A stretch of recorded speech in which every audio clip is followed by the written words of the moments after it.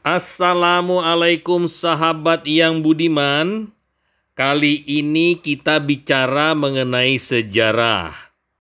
Saat ini kita akan menceritakan buku yang menarik berjudul Nusantara, A History of Indonesia, karangan Bernard H. M. Flekke. Di sini kita akan menceritakan bagaimana perilaku Homo Bataviensis, yaitu orang-orang Belanda yang tinggal di kota Batavia pada masa lalu. Orang Batavia menjaga kesehatannya dengan caranya sendiri. Butuh waktu lama untuk meyakinkannya bahwa kebersihan tubuh dan sering mandi itu penting untuk kesehatan.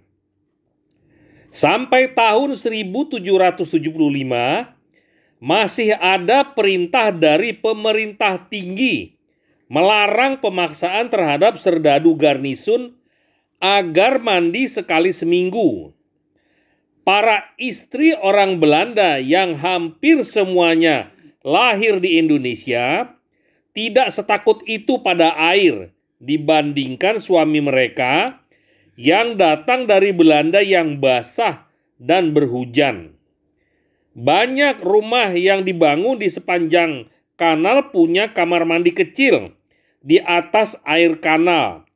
Dan dari sana, nyonya-nyonya itu tanpa malu-malu terjun berendam di dalam bak mandi untuk masyarakat umum itu. Suatu kebiasaan yang dilarang, namun tanpa hasil. Oleh Van Imhoff, yaitu gubernur jenderal, karena kanal-kanal itu dipakai sebagai got, dan karena itu memang agak jorok. Tuan-tuan itu punya cara lain untuk melindungi kesehatan mereka. Hari mereka dimulai dengan minum segelas gin dengan perut kosong. Bangsa kita harus minum atau mati, tulis Kun pada tahun 1619. Gin maksudnya adalah minuman beralkohol. Obat yang sama diminum beberapa kali sehari dan pada malam hari sebelum tidur. Tidaklah heran bahwa penyulingan arak disebut industri utama Batavia. Arak Batavia menjadi terkenal di seluruh Asia.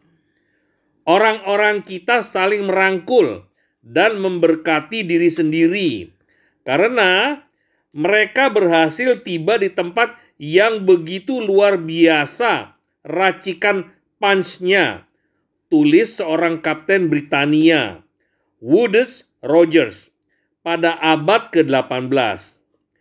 Kapten Cook mencatat sebagai fakta luar biasa bahwa satu-satunya pelaut di kapalnya yang tidak jatuh sakit selama tinggal di Batavia adalah seorang tua berumur lebih dari 70 tahun yang tidak pernah berhenti mabuk. Demikianlah daya tangkal alkohol terhadap penyakit jelas terbukti. Pencegahan lain ialah merokok. Masa itu adalah zaman emas ketika cerutu Belanda yang baik dijual 1000 batang $3. Dan bahkan cerutu Havana hanya berharga $10 per 1000 batang. Tapi orang Batavia lebih suka rokok pipa daripada cerutu. Mereka merokok pipa ketika menghadiri upacara pemakaman dan ketika naik kuda dalam parade sebagai pengawal kota Batavia yang penuh kebanggaan. Dan tentu saja mereka merokok pipa ketika duduk malam-malam di depan rumah masing-masing menikmati udara segar dari kanal. Tapi salah jika menyimpulkan bahwa orang Batavia hanya minum, merokok, dan tidur dan tidak bekerja. James Cook menulis pada tahun 1770, sulit mencari di Batavia seorang Cina yang sedang berleha-leha, dan seorang Belanda atau Indonesia yang sedang bekerja.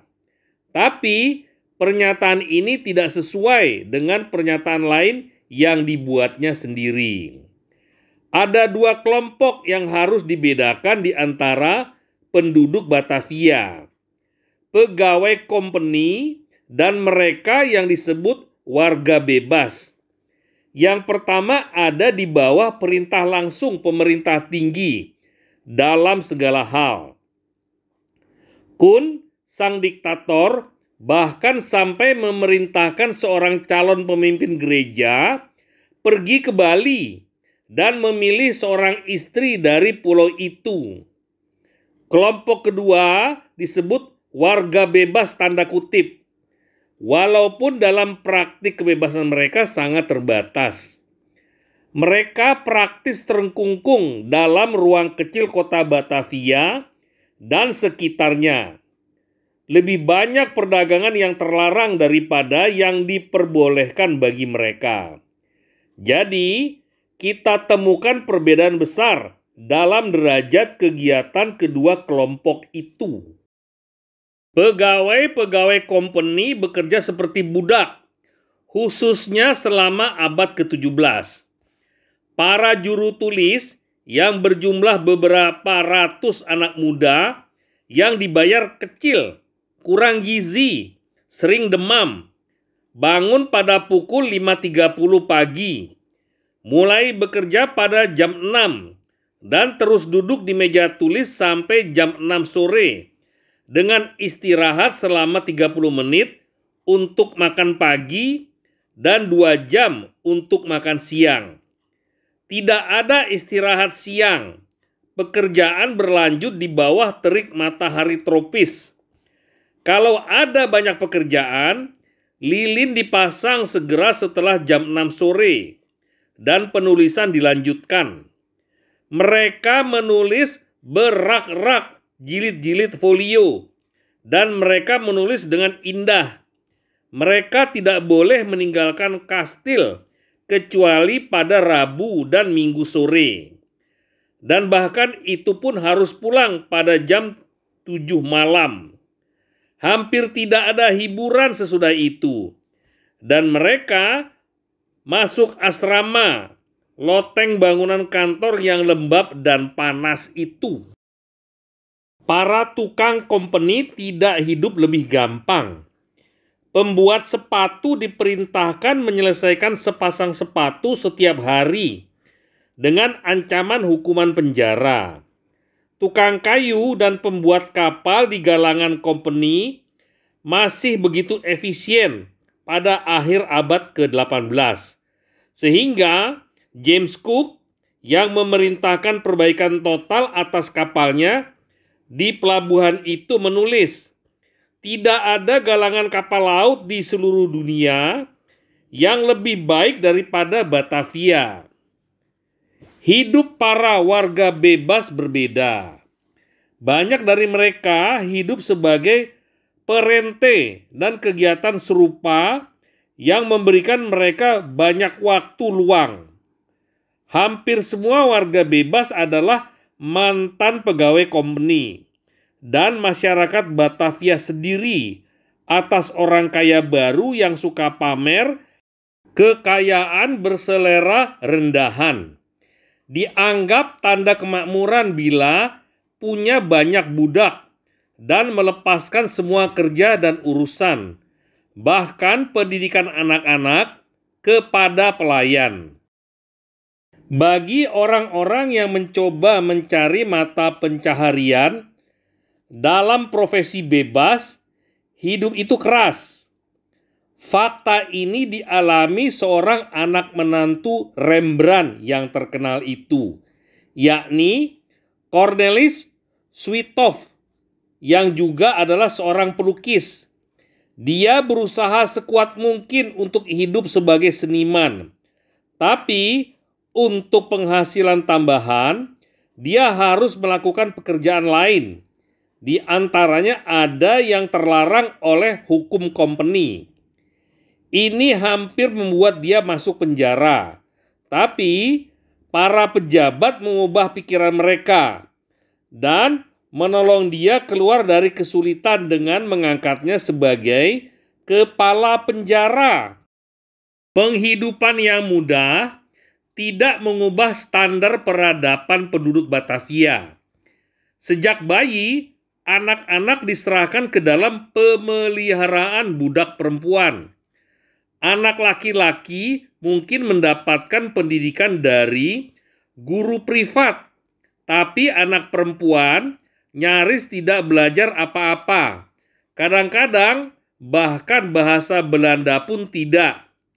Mereka bicara campuran bahasa Melayu, Portugis, dan Belanda yang menjadi satu-satunya alat ekspresi mereka seumur hidup. Memang demikianlah keadaannya, karena penduduk keturunan Belanda hanya minoritas kecil di antara penduduk Batavia. Di samping Belanda, ada beberapa kelompok ras non-Indonesia. Di antara mereka keturunan imigran Portugis dari Malaka, hingga ada jalan di Batavia yang dinamakan Rua Malaka, keturunan mantan budak. Sebagian besar diimpor dari pantai India dan disebut Mardijker oleh orang Belanda dan Cina. Para Mardijker punya reputasi buruk. Mereka Kristen, karena itu bebas dari keharusan memakai kostum nasional seperti orang Asia lain. Mereka memakai apa yang disebut kostum Eropa, tulis salah seorang Belanda masa itu, tapi tanpa baju, kaos kaki, atau sepatu. Mereka berparade, berpakaian seperti topeng monyet di pasar malam kampung, dan paling licik dan paling suka bersombong diri di antara semua penduduk Batavia. Sampai di sini dulu sahabat, nanti kita lanjutkan cerita mengenai penduduk Batavia. Jangan lupa di-subscribe. Terima kasih.